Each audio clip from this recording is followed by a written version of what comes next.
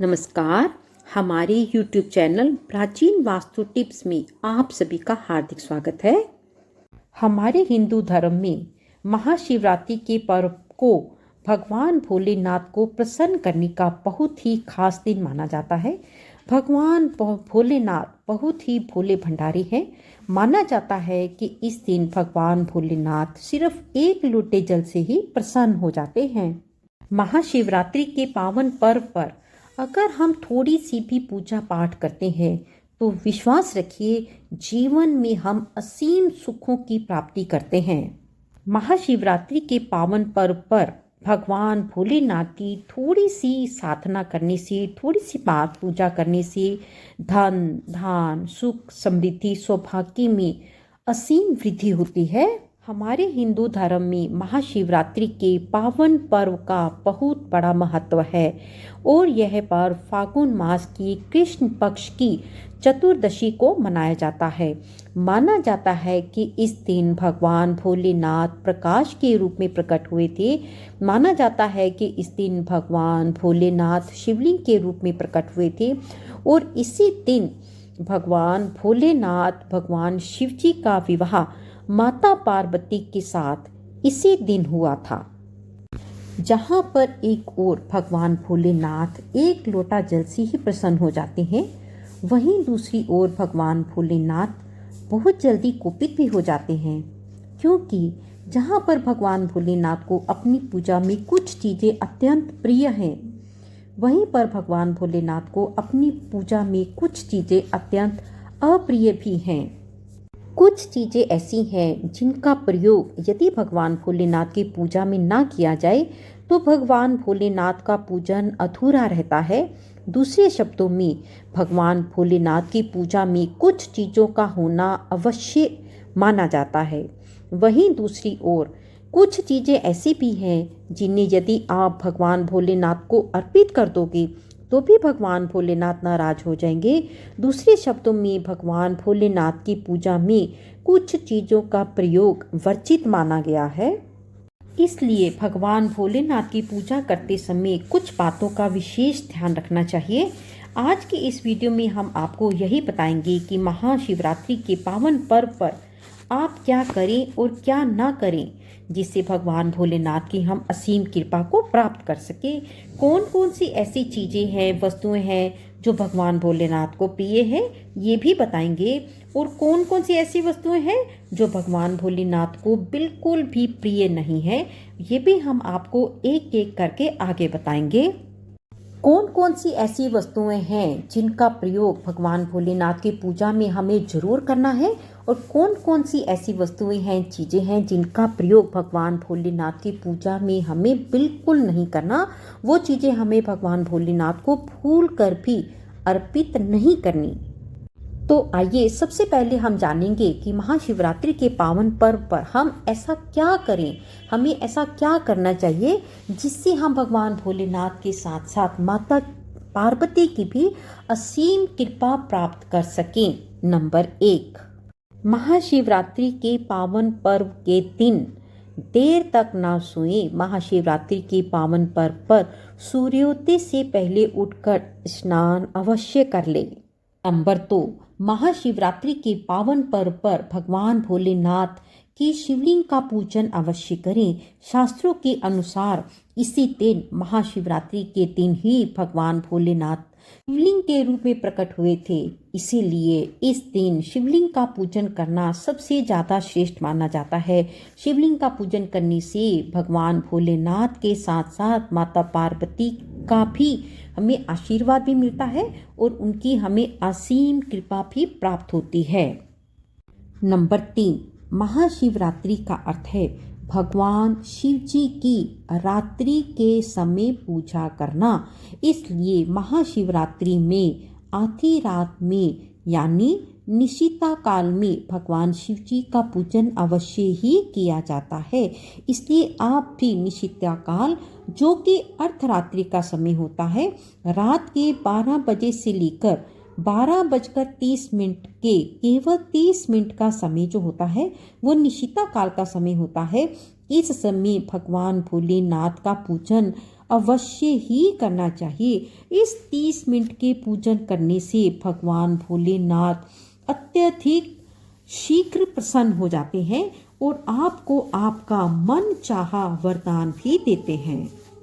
Number 4, Mahashivratri के पावन पर्व पर भगवान भोलेनाथ का पूजन रात्रि के चारों प्रहर में तो किया ही जाता है, लेकिन भगवान भोलेनाथ का पूजन प्रदोष काल में भी अवश्य करना चाहिए। प्रदोष काल स्वयं भगवान भोलेनाथ का काल है।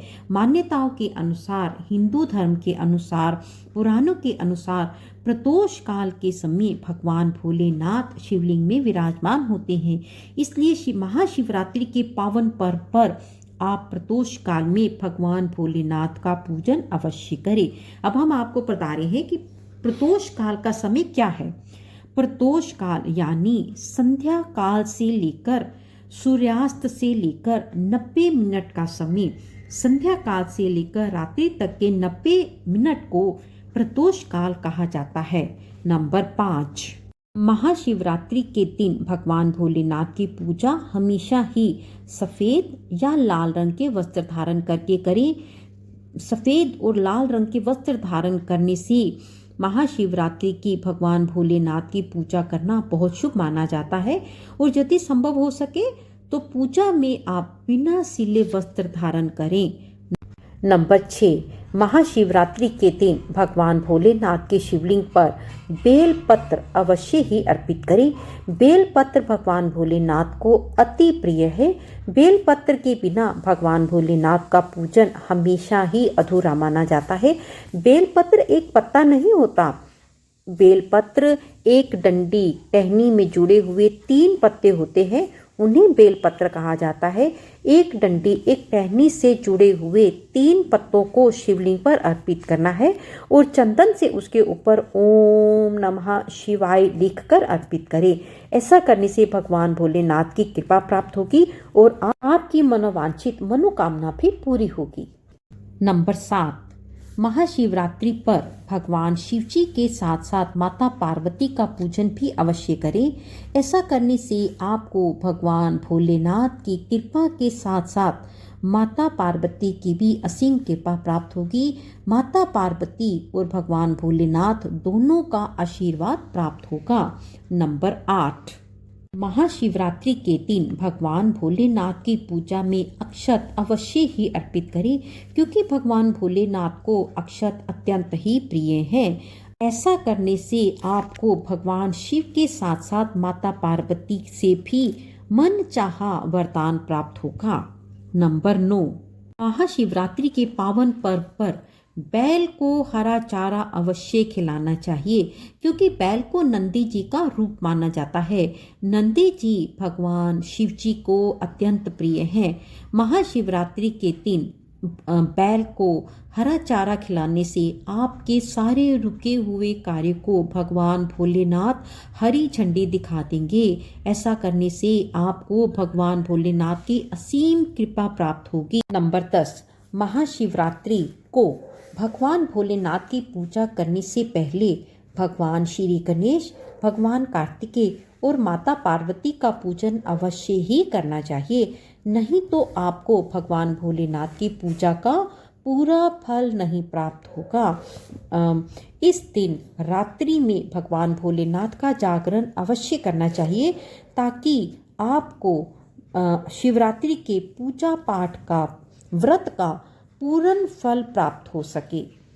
शास्त्रों में, ग्रंथों में, पुराणों में जहाँ पर एक और यह लिखा गया है, यह बताया गया है कि महाशिवरात्रि के पर्व पर हमें क्या क्या करना चाहिए जिससे भगवान भोलेनाथ हमसे नाराज ना हो, हमसे खुश रहें।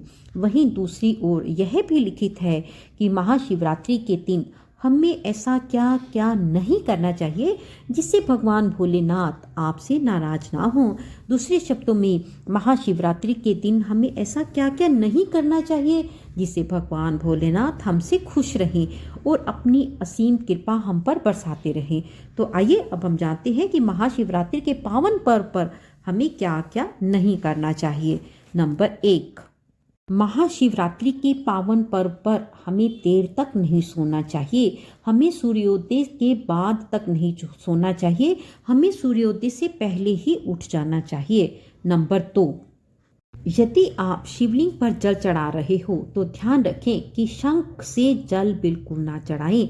भगवान शिव जी को आप लोटे से जल अर्पित कर सकते हैं, क्योंकि शंख से भगवान भोलेनाथ का पूजन कभी भी नहीं किया जाता। हमारे शास्त्रों में शंख से भगवान भोलेनाथ का पूजन करना वर्जित माना गया है।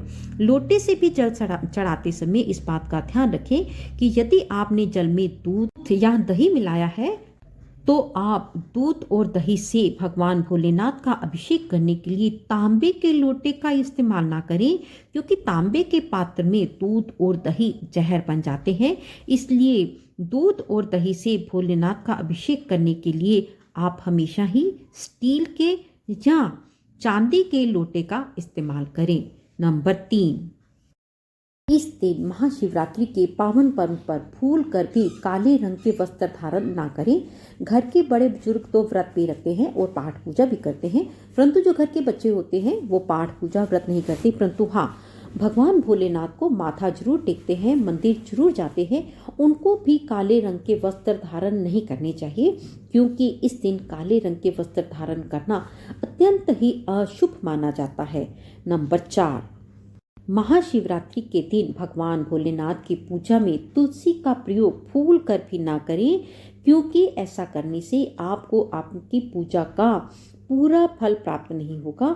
भगवान श्री गणेश और भगवान भोलेनाथ को तुलसी अर्पित नहीं की जाती।